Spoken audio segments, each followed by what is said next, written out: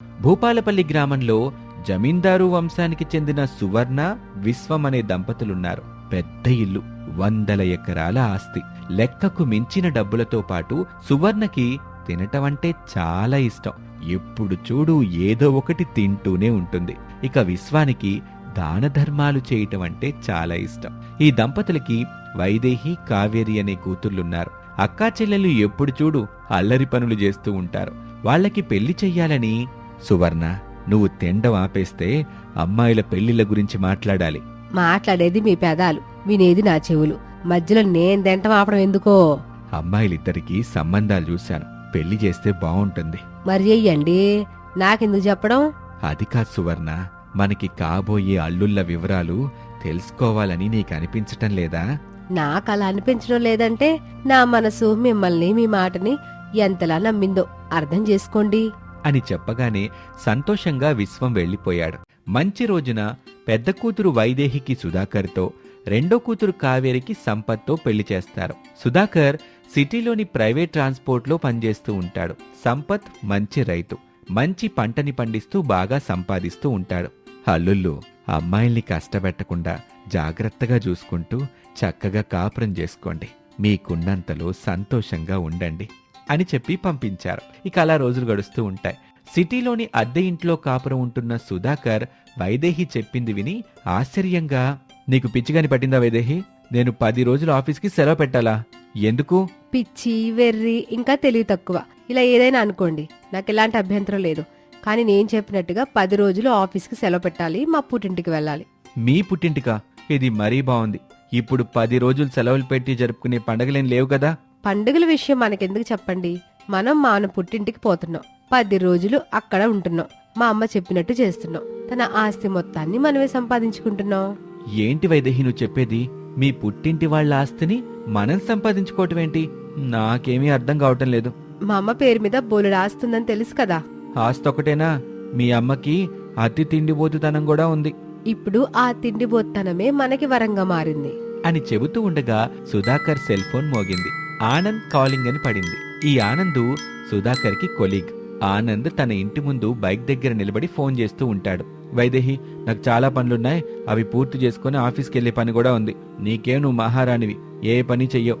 ఏమైనా అంటే తెచ్చాను కదా కట్నం, చేసుకోండి పనులన్నీ అంటావు. అది కాదండి, ఇప్పుడు నేను చెప్పేది వింటే నాకున్న జాబ్ కూడా పోతుంది, అడుక్కు తినే పరిస్థితి వస్తుంది అని కిచెన్లోకి వెళ్లిపోతాడు సుధాకర్. అలా సమయం గడుస్తూ ఉంటుంది. పొలం పనులు చేసుకుంటున్న భర్త సంపత్కి అన్నం డబ్బా పట్టుకుని భార్య కావేరి వచ్చింది. పొలం గట్టున ఉన్న చెట్టు దగ్గర నిలబడి, ఏవండి, అన్నం తెచ్చాండ్రండి అని పిలిచింది. సంపత్తు చెట్టు దగ్గరికి వచ్చాడు.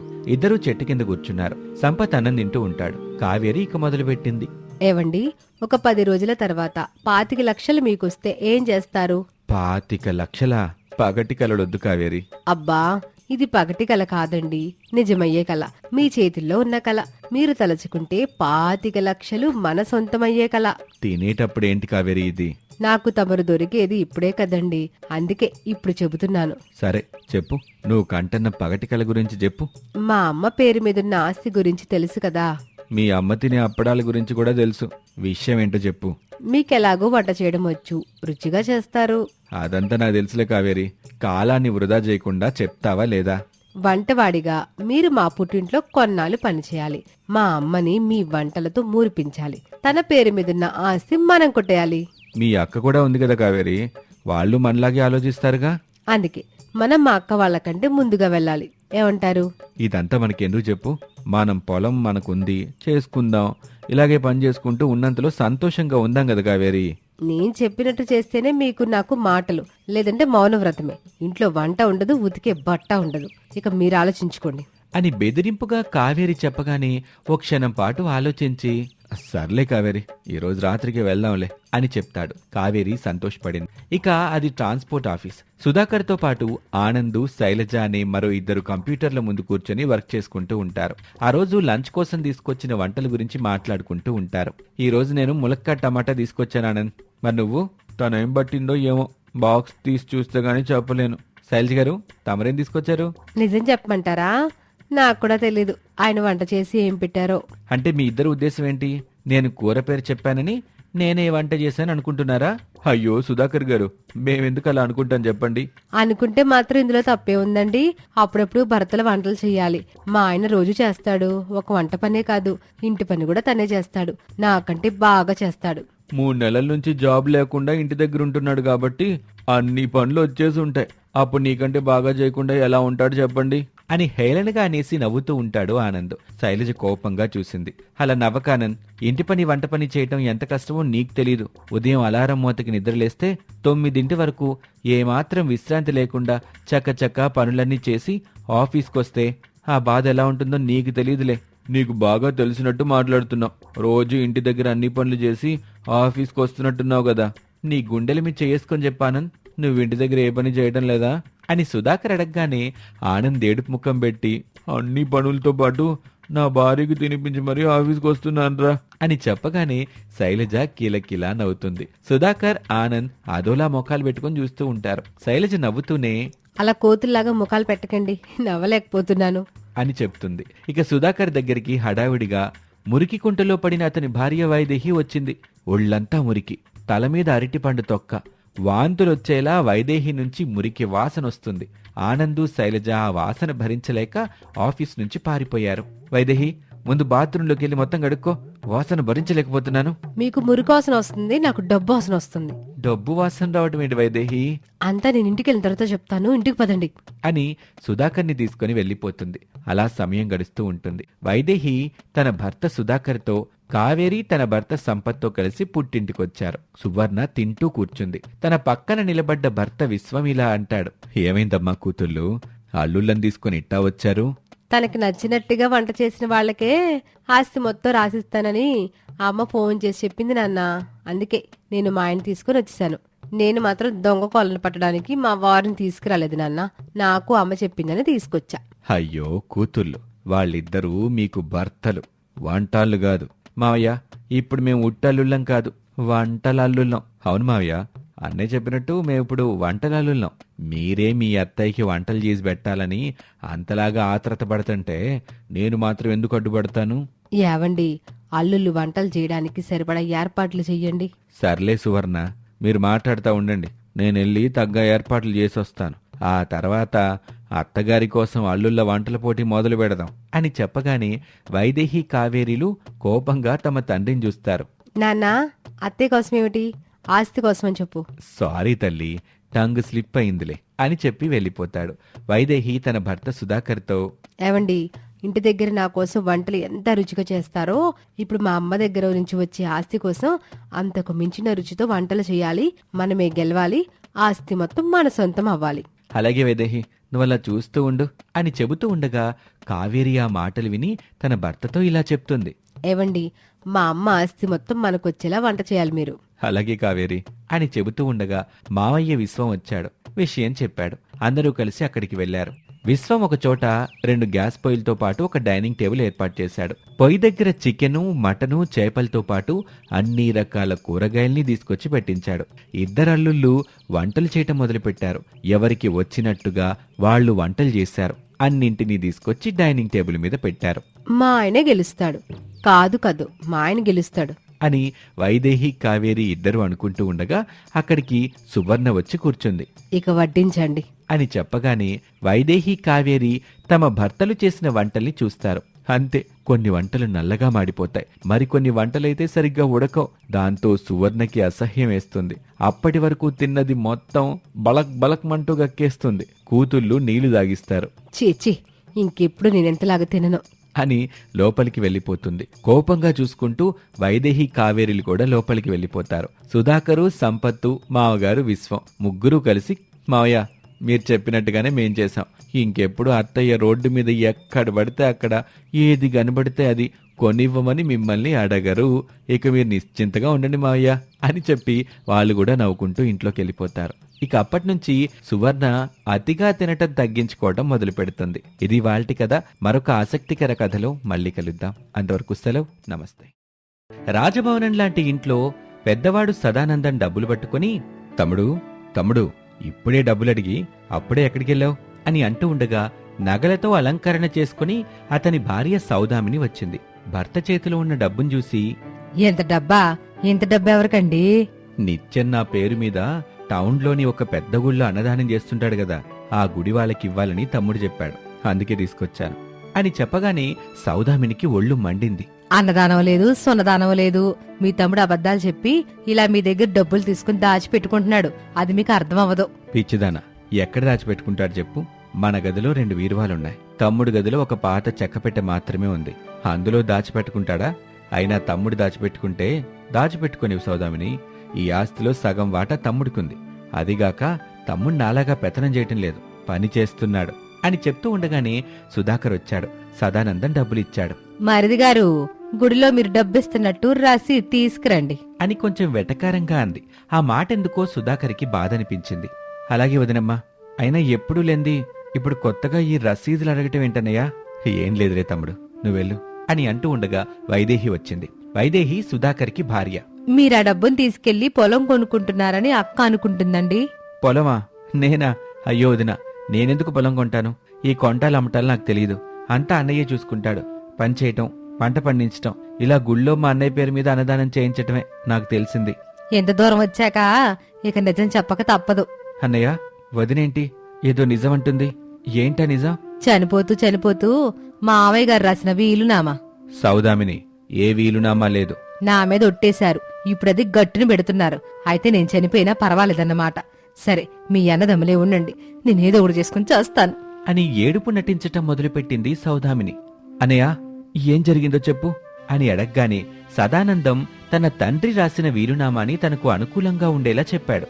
అందుకు కారణం కూడా సౌదామినే. ఆ మాట విని సుధాకర్, వైదేహి కళ్లల్లో బాధతో కూడిన కన్నీళ్లొచ్చాయి. పనివాడు రంగయ్య బట్టల మూటని, పాత చెక్కపెట్టెను తీసుకొచ్చి వాళ్ళ దగ్గర పెట్టాడు. సౌదామిని నిష్ఠూరంగా, ఏవయ్యా మరిదిగారు, ఇదే తమరా ఆస్తి పాస్తులు, ఇక బయలుదేరండి. అది కాదన్నయ్యా, ఇలా చూడు తమ్ముడు, నేను కావాలని ఇదంతా చేయటం లేదు. మన నాన్నగారు వీలునామాలో రాసిందే నేను అమలు చేస్తున్నాను. నన్ను తప్పుగా అనుకోవద్దు. వెళ్ళు తమ్ముడు, నీ బట్టల మూటని, చెక్కపెట్టెని తీసుకుని వెళ్ళు. అనయ్య, నాన్నగారు వీలునామాలో రాసినట్టుగా ఈ ఇల్లు పొలాలు అన్నీ నువ్వే తీసుకో, నేనేం అడ్డు చెప్పను. కాకపోతే నేను, నా భార్య వైదేహి, తమ్ముడు మరదల హోదాలో కాకుండా పనివాళ్లుగా ఇక్కడే ఈ ఇంట్లోనే ఉంటాం అని సుధాకర్ చెప్పిన మాట విని వైదేహి తనలో తాను, ఎందుకో ఈయన గారికి అన్నయ్య అంటే అంత ప్రేమ. మావయ్య రాసిన వీలునామాని అడ్డు పెట్టుకుని మనల్ని ఇంట్లో నుంచి వెళ్లిపోమని చెప్తుంటే వాళ్ళకి మన మీద ఎలాంటి ప్రేమాభిమానాలు లేవని అర్థం చేసుకోకుండా పనివాళ్ళుగా ఉంటామని అడుగుతున్నాడు. అయినా ఇంతకాలం ఈ ఇంట్లో ఉన్నది పనివాళ్ళలాగానే కదా. ఉదయం లేచినప్పటి నుండి రాత్రి పడుకునే వరకు ఏదో ఒక పని చెప్తూనే ఉండేవాళ్ళు, మనం చేస్తూనే ఉండేవాళ్ళం. ఇన్నాళ్ళకి ఊపిరి పీల్చుకునే అదృష్టం వచ్చిందని సంతోషపడకుండా అదే ఇంట్లో ఎక్కడో ఒక మూల ఉంటామని పనివాళ్ళుగా బ్రతుకుతామని ప్రాధేయపడుతున్నాడేంటి? చీము నెత్తిలేని మనిషిలా ఉన్నాడే. ఇక లాభం లేదు, నేను నోరు విప్పాల్సిందే అని అనుకుని పైకి ఏదో అనబోయింది. మధ్యలోనే సదానందం కల్పించుకొని, పనివాళ్ళలా ఉంటారా? పోతు తమ్ముడు, నిన్ను వైదేహిని పనివాళ్ళలాగా మేము చూడలేం. ఇంతకాలం సొంత వాళ్ళగా చూసిన మిమ్మల్ని ఇక నుంచి పనివాళ్ళగా చూడడం చాలా కష్టం తమ్ముడు. అనయ్య, నిన్ను వదిని చూడకుండా ఉండలేను. నాకు మీరు అన్న వదినలే కాదు, అమ్మా నాన్నలు కూడా. అమ్మా నాన్నల్ని చూడకుండా ఏ కొడుకైనా ఎక్కడైనా ఉంటాడా అన్నయ్య? చెప్పన్నయ్య అని సుధాకర్ అన్న మాట నేరుగా సదానందం గుండెకు తాకింది. అప్పుడు సదానందానికి అనిపించింది తన భార్య మాటని విని తమ్ముణ్ణి మోసం చేస్తున్నాను అని. కన్నీళ్లు పెట్టుకున్నాడు. అది సౌదామిని గమనించి తనలో తాను, వామ్మో, ఆ తమ్ముడు ప్రేమ మాటలకి ఈ అన్నయ్య కరిగిపోయేలా ఉన్నాడు. చేస్తున్న మోసం గురించి చెప్పేసేలా ఉన్నాడు. అప్పుడు నేను దోషిని అవ్వాల్సి వస్తుంది. ఆస్తిలో నా తోటి కోడలికి సగం వాటా ఇవ్వాల్సి వస్తుంది. వద్దొద్దు, అలా వద్దు. ఆ అన్నదమ్ముల ప్రేమకి అడ్డేయాల్సిందే అని అనుకుని పైకి వెంటనే బాధ నటిస్తూ, ఇలా చూడయ్యా మరిది, మాకెవరున్నారు చెప్పు, కానీ మావయ్య గారి ఆత్మకి శాంతి కలగాలి కదా. దయచేసి నువ్వు వైదేహిని తీసుకుని ఇంట్లో నుంచి వెళ్లిపోవాలయ్యా, తప్పదు మరి. మీ అన్నదమ్ముల అనుబంధం గురించి నాకే కాదు, ఈ ఊర్లో తెలియని వాళ్ళు ఎవరున్నారు? అయినా ఇదంతా మీ అన్నయ్య చేస్తుంది మీ నాన్నగారు రాసిన వీలునామా ప్రకారంగానే కదా అని సుధాకర్కి చెప్పి ఆ వెంటనే భర్త సదానందాన్ని చూస్తూ, చెప్పండి, అలా బాధపడితే ఎలా? పైలోకంలో ఉన్న మావయ్య గారి ఆత్మకి శాంతి కలగాలంటే మరిది వైదేహి ఇంట్లో నుంచి వెళ్లిపోవాల్సిందే అని చెప్పింది. అప్పుడు సదానందం, అవును తమ్ముడు, నువ్వు వైదేహిని తీసుకుని వెళ్ళిపో. ఉన్నపలంగా ఇంట్లో నుంచి వెళ్ళమని చెప్తే ఎలా అన్నయ్య? ఇప్పుడు నేను ఎక్కడికి వెళ్ళాలి? ఎక్కడుండాలి? ఎలా బ్రతకాలి? ఆలోచించన్నయ్యా. నేనంతా ఆలోచించాను. నాన్నగారు రాసిన వీలునామా ప్రకారంగా ఎలాంటి సాయం చేయడానికి వీలే తమ్ముడు. ఎక్కడికైనా వెళ్ళండి అని చెప్పేసి లోపలికి వెళ్ళిపోయాడు. బాధని నటిస్తూ ముఖం పెట్టి ఎక్కడ బతికినా ఎట్టా బతికినా సంతోషంగా ఉండడు చెల్లి. మిమ్మల్ని దూరం చేసుకుంటా ఉంటే మనసెందుకో బాధగా ఉంది. కానీ ఏం చేద్దాం చెల్లి, మావయ్య రాసిన వీలునామా ప్రకారంగా ఇదంతా జరగక తప్పదు. ఎల్లండి అని చెప్పి ఇంట్లోకొచ్చింది. ఇంటిని చూస్తూ సంతోషపడుతూ ఇక నుంచి ఈ ఇల్లు, ఈ పొలము అన్నీ అన్నీ అన్నీ నా సొంతం. ఈ నగలే కాదు మరిన్ని నగలు చేయించుకుంటాను. ఈ చీరలే కాదు ఇంకా ఖరీదైన చీరలు కొనుక్కుంటాను. ఇష్టం వచ్చిన ఆహారం తింటాను. అని మురిసిపోతూ ఉంటుంది. కాని తనని ప్రేమగా అక్కా నీకిష్టమైన కూర చేశాను తిందూరా అని పిలిచే చెల్లి, అదే తోటి కోడలు వైదేహిని దూరం చేసుకుంటున్నాననే బాధ ఏమాత్రం కలగలేదు. కలిగినాటికి చేసిన మోసం తెలిస్తే పాపం సౌదామిని పరిస్థితి ఎలా ఉంటుందో ఏమో. ఇక ఇంటి బయట బాధగా ఏడుస్తున్న తన భర్త సుధాకర్తో ఇక పదండి, మనం ఇక్కడే ఉంటూ ఎంత ఏడ్చినా అక్కాబావల మనసు కరగదు. మనం కూడా మావయ్య వీలునామాని గౌరవించాలి కదా. ఇప్పుడెక్కడికి వెళ్దాం వైదేహి? ఎక్కడుందాం? నాకేం అర్థం కావట్లేదు. అసలు ఇలాంటి రోజు వస్తుందని నేను అనుకోలేదు. ఇప్పుడు వచ్చింది కదండి మన బ్రతికేంటో అని ఎక్కడని ఆలోచించండి. అది నాకు అర్థం కావటం లేదు వైదేహి. అన్నయ్య కొంచెమైనా డబ్బులు ఇస్తాడనుకుంటే ఏమీ ఇవ్వలేదు అని చెబుతూ ఉండగా ఇంట్లో నుంచి పనివాడు రంగయ్య అక్కడికొచ్చాడు. శనిబాబు గారు, మీకు అభ్యంతరం లేకపోతే ఉత్తరం దిశలో పాడైన ఇల్లు ఒకటి ఉంది బాబు, దాన్ని కొంచెం బాగు చేసుకుంటే సరిపోద్ది. సరే రంగయ్య, మాకు ఆ ఇల్లు చూపించు. పదండి బాబు అని రంగయ్య మూట నెత్తిని పెట్టుకుని పెట్టిని పట్టుకుని ముందుకు వెళ్తూ ఉంటాడు. అతని వెనకాలే సుధాకర్ వైదేహీలు నడుస్తూ ఉంటారు. కొంత సమయం తర్వాత పాడైన ఇంటికొచ్చారు వాళ్ళు. ఇదే ఆ ఇల్లు బాబు అని చెప్పగానే సుధాకర్ వైదేహి ఆ ఇంటిని చూశారు. గోడలు మాత్రమే ఉన్నాయి, పైకప్పు లేదు. పచ్చని గడ్డితో కప్పు వేసుకుంటే సరిపోద్ది బాబు. పచ్చని గడ్డితోనా? పచ్చని గడ్డితో ఎందుకు రంగయ్య? ఎందుకేమిటండి, ఇప్పుడు మనం ఎండాకాలంలో ఉన్నాం కదా, కొంచెం చల్లగా ఉంటుందని రంగయ్య చెప్తున్నాడు. అదే కదా రంగయ్య? అవును తల్లి, జాగ్రత్తగా ఉండండి బాబు, ఇంక నేను బయలుదేరతాను అని రంగయ్య వెళ్ళిపోతాడు. సుధాకర్ వైదేహీలు పచ్చని పొలాల దగ్గరికొచ్చారు. చేతనైన పచ్చని గడ్డిని కోసుకొని ఇంటికి తెచ్చుకున్నారు. పచ్చని గడ్డి ఇల్లు కట్టుకున్నారు. దొరికిన కూలీ పనులకు వెళ్తున్నారు. అలా వచ్చిన డబ్బులతోనే జీవనం కొనసాగిస్తున్నారు.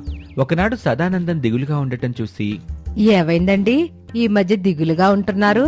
ఏమైతే ఏముందిలే సౌదామిని, నీకు రావాల్సిన ఆస్తి డబ్బు వచ్చింది కదా, ఇక నేనెలా ఉంటే ఏంటి చెప్పు. అలా కాదండి, నా తమ్ముడు వెళ్ళిపోతూ మనల్ని అమ్మా నాన్నలు అన్నాడు. కాని మనం వాళ్ళని పనివాళ్లుగా చూసాం. చదువు రాదని వంకతో వీలునామాలో రాసింది కాకుండా మనకి మనం అనుకూలంగా ఉండేలా చెప్పాం. ఇప్పుడేం చేసుకుంటావు సౌదామిని ఈ ఆస్తిని అని అడగ్గానే సౌదామిని ఏమీ మాట్లాడలేదు. నిజంగానే నా తమ్ముడు నేను బావుండాలని, నా పేరు మీద గుళ్ళ అన్నదానం చేయిస్తున్నాడని, ఈ మధ్య తను రావటం లేదని, తనకేదైనా ప్రమాదం జరిగుందా అని తెలుసుకోవడానికి వచ్చావని గుడి పంతులు గారు చెప్పినప్పుడు నాకు చాలా బాధేసింది. మొదటిసారి నీ మాట విని చాలా పెద్ద తప్పు చేశాను.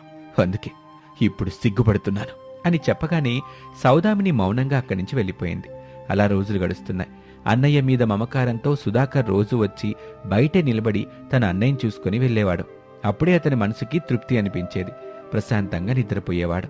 ఇక రంగయ్య చేసే వంటలు సౌదామినికి నచ్చేవి కాదు. తినలేక రంగయ్యని తిట్టేది. ఏమిటి రంగయ్య ఇది? ఉప్పుంటే కారం ఉండదు, కారం ఉంటే ఉప్పు ఉండదు. ఇట రుచి పసిలేని కూరలు ఎట్ట తినాలి? చచ్చా! నన్నేం చేయమంటారు తల్లి, నేను ఇంట్లో పనోడిని మాత్రమే. తమరే నన్ను ఇప్పుడు వంటోని చేశారు. నాకు వచ్చినట్టు చేస్తున్నాను, ఇంకేం చేయమంటారు అని వెళ్ళిపోతాడు. కొన్నాళ్ళకి ఇద్దరు అనారోగ్యంతో ఆసుపత్రిలో ఉంటారు. విషయం తెలుసుకుని సుధాకర్ వైదేహీలు అక్కడికొస్తారు. సౌదామిని తను చేసిన మోసం గురించి చెప్పి, నన్ను మన్నించయ్యా మరిది. బలిదాని వదినమ్మ, నువ్వు కొడుకు ఎక్కడైనా తల్లిని మన్నిస్తాడా? లేదు లేదు, ఇది కూడా అంతే అని చెప్పి మళ్ళీ అందరూ కలిసిమెలిసి సంతోషంగా ఉంటారు. ఇది వాల్టి కథ. మరొక ఆసక్తికర కథలో మళ్ళీ కలుద్దాం. నమస్తే.